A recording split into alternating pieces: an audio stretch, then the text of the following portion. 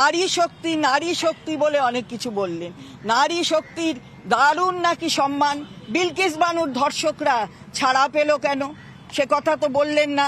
জেলে আবার পাঠাবার কথা বলা সত্ত্বেও তাদের জেলে ঢোকাবার কথা বললেন না যে যারা ওই ওনার সাথে আছে, এখানে যিনি কোঅর্ডিনেটর নাকি আইটি সেলের, তিনি যে ধর্ষণকারীদের ভাড়া করে নিয়ে সেখানে ওই আইটি সেল চালাচ্ছেন, তাতে নারী শক্তির কি প্রদর্শন হচ্ছে, সম্মান হচ্ছে, সে সম্পর্কে বললেন না যে এই যে যারা রেসলার কুস্তিগির তারা যাদের বিরুদ্ধে অভিযোগ তুলল তারা আবার বসে রইল কি করে, সেটা তিনি বললেন না যে মাননীয় মুখ্যমন্ত্রী, ভারতবর্ষের একমাত্র মহিলা মুখ্যমন্ত্রী এই রাজ্যের, তার বিরুদ্ধে যেভাবে কেন্দ্রীয় সরকারের মন্ত্রীরা এবং তার সাথে সাথে এইখানকার যারা রয়েছেন বিজেপি নেতৃত্ব তাকে যেভাবে অপমান করে, কুরুচিকর ভাষায় কথা বলে, তার দিকে আঙুল তোলে, সে বিষয়ে বললেন না। এটা কি নারী শক্তির সম্মান প্রদর্শন হলো?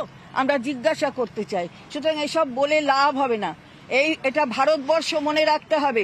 শুধু পতাকায় ভারত লিখে দিলে ভারত লেখা হয়ে গেল না। ভারতবর্ষ আমার দেশ। সুতরাং ভারতবর্ষের মানুষ, সেখানে 50% মহিলা মনে রাখতে হবে। এখন বুঝি ভোটটা খুব দরকার হয়েছে, ভোটের প্রয়োজনে হঠাৎ নারী শক্তির সম্মানের কথা মনে হচ্ছে।